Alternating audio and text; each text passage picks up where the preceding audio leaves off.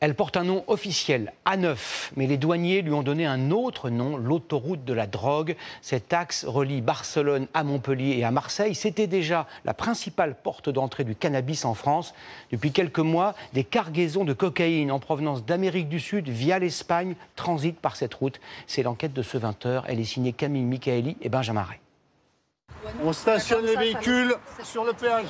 Sur l'autoroute A9, les gendarmes traquent la drogue qui passe par la frontière. Et ce, chaque semaine. Leur cible prioritaire, les bus, car ils le disent, l'Espagne est une destination pour les consommateurs de drogue. Pour fouiller rapidement tous ces bagages, place aux chiens de détection. Moi, je travaille avec Jack, qui est un chien spécialisé dans la recherche de produits stupéfiants, armes, munitions et billets de banque. Quand le chien détecte une des matières, il se couche et après, c'est à nous de fouiller. ¿A quién es este, por favor? Ta mochila. Ça va être à personne, comme d'habitude. Est-ce que vous en avez sur vous dans vos bagages? Vous en avez dans le sac? Très bien, on va vérifier.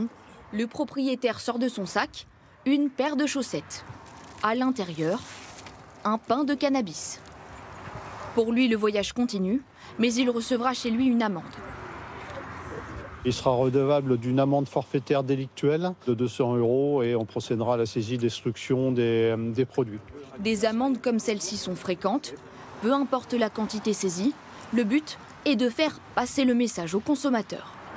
L'usager participe activement, c'est lui qui finance le trafic de stupéfiants. Si on n'a pas de demande, il n'y a pas d'offre. Donc c'est aussi une cible privilégiée pour nos contrôles. Pour les professionnels du trafic, la gendarmerie déploie des moyens supplémentaires. Motards et hélicoptères pour détecter tout comportement suspect sur l'autoroute.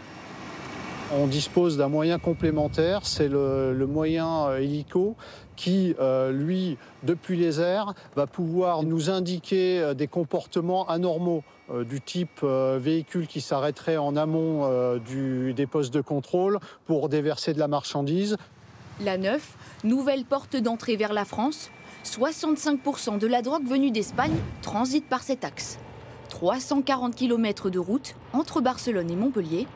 Pour arriver jusqu'ici, la cocaïne est d'abord acheminée depuis l'Amérique latine. Le cannabis, lui, depuis l'Afrique du Nord, dans des ports comme celui de Barcelone. Sur ces images, les douanes espagnoles interceptent une cargaison de 2,5 tonnes de cocaïne.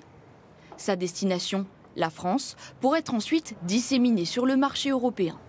L'essentiel va partir vers d'autres villes françaises, mais également vers l'étranger pour alimenter des trafics en Allemagne, en Pologne, en Italie. Les trafiquants adoptent désormais une nouvelle stratégie, l'envoi de cargaisons plus petites et plus discrètes pour échapper à la vigilance des douanes et limiter les pertes. Les trafiquants de stupéfiants s'adaptent. Dès lors qu'on augmente les contrôles à la frontière, perdre une cargaison entière, c'est un gros camion, c'est une perte sèche. Il vaut mieux mettre plusieurs véhicules de transport avec des moindres quantités. Encore faut-il réussir à trouver ces petites cargaisons, dissimulées dans des caches aménagées, parfois presque indétectables. Donc ça, c'est un véhicule espagnol qu'on a intercepté hier sur l'autoroute A9.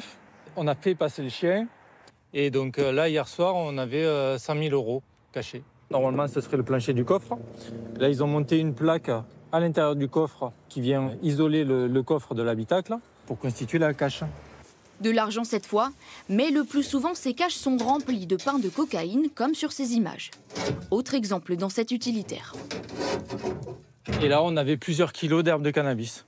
Tous les véhicules de ce parking ont été saisis ces dernières semaines. Danemark, Allemagne, Lettonie ou Espagne, quelle que soit sa provenance ou sa taille, chaque véhicule peut être suspect. Il y a de la berline, de l'utilitaire, de la familiale, du SUV. On peut avoir des caches dans tout type de véhicule. Depuis le début de l'année, plus d'une demi-tonne de cocaïne a déjà été saisie sur l'autoroute A9.